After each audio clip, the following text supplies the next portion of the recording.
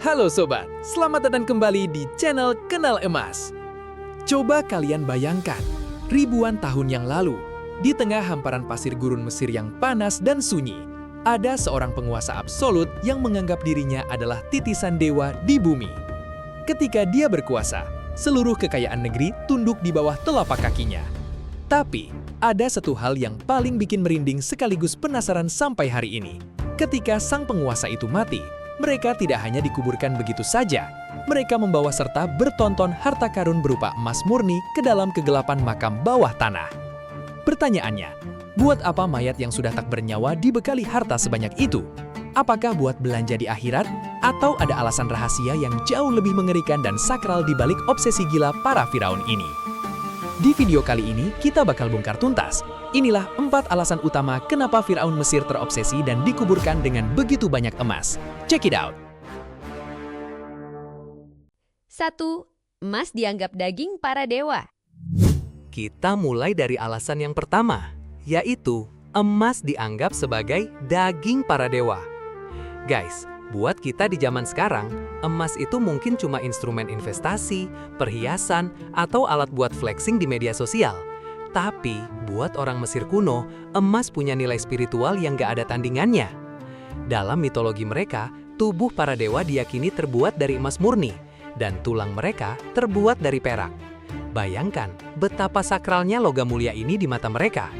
Bukan cuma itu, warna kuning berkilau dari emas dipuja sebagai representasi dari dewa matahari, yaitu Dewa Ra, dewa paling berkuasa di Mesir kuno. Makanya, kenapa Firaun harus dipakaikan topeng emas, perhiasan emas, hingga dimumikan di dalam peti mati berlapis emas? Jawabannya sederhana, agar sang Firaun bisa menyerap energi abadi dari matahari dan bertransformasi menjadi makhluk ilahi yang setara dengan para dewa di alam keabadian. Emas tidak pernah berkarat, tidak pernah pudar, dan tidak bisa rusak oleh waktu. Sifat abadi inilah yang diincar agar jiwa sang raja ikut abadi selamanya. 2. Tiket perjalanan menuju akhirat. Kita masuk ke alasan yang kedua, tiket perjalanan menuju akhirat dan suapan untuk para dewa. Orang Mesir kuno punya kepercayaan yang sangat kuat tentang kehidupan setelah kematian, yang mereka sebut duat. Perjalanan menuju keabadian itu nggak mudah, gangs. Roh sang Firaun harus melewati berbagai rintangan, lorong gelap, dan ujian dari para makhluk gaib penjaga gerbang akhirat. Nah, disinilah emas berfungsi layaknya kartu kredit lintas dimensi atau uang suap tingkat dewa. Konon, harta karun yang dikuburkan bersama Firaun digunakan sebagai persembahan atau upeti bagi para dewa penjaga, agar mereka membukakan jalan yang mulus bagi sang raja. Kalau seorang Firaun dikuburkan tanpa harta, rohnya dianggap miskin dan terlantar di akhirat. Makanya, keluarga kerajaan jor-joran memasukkan wadah emas, jimat emas, hingga sandal emas ke dalam makam. Supaya apa? Supaya di dunia setelah kematian, sang Firaun tetap bisa hidup megah sebagai seorang raja sejati, tanpa kekurangan suatu apapun. 3. Alat legitimasi politik dan flexing. Kita lanjut ke alasan ketiga, strategi flexing politik dan pembuktian kekuasaan mutlak. Jangan dikira penguduran masal emas ini murni soal agama saja loh. Ada unsur politik tingkat tinggi di baliknya. Di dunia kuno, kekuasaan tidak cuma diukur dari seberapa banyak pasukan perang yang kamu punya, tapi juga dari seberapa banyak emas yang bisa kamu pamerkan. Ketika seorang Firaun wafat, upacara pemakamannya adalah panggung politik terbesar dalam sejarah kerajaan.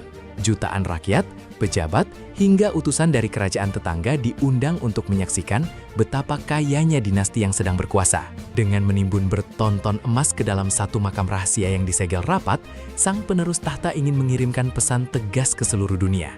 Lihatlah betapa kuatnya keluarga kami. Bahkan dalam kematian pun, kekayaan kami tidak ada tandingannya. Ini adalah cara paling ampuh untuk meredam pemberontakan dan meyakinkan rakyat bahwa keluarga kerajaan memang dipilih oleh langit untuk memimpin. Yang keempat, sumber emas kerajaan Firaun. Nah, sekarang kita masuk ke poin terakhir yang paling bikin penasaran. Dari mana Firaun mendapatkan emas sebanyak itu, padahal belum ada alat berat? Mungkin ada di antara kalian yang mikir, emang di Mesir banyak tambang emas ya? Jawabannya, Sebagian besar emas itu tidak ditambang langsung di pusat kota Mesir, melainkan di wilayah selatan yang bernama Nubia. Tahukah kalian, kata Nubia sendiri konon berasal dari bahasa Mesir kuno, yaitu Nub, yang artinya adalah emas. Wilayah Gurun Nubia adalah salah satu lumbung emas terbesar di dunia pada masa itu. Ribuan budak, tawanan perang, dan penambang lokal dipaksa bekerja di bawah terik matahari gurun yang mematikan.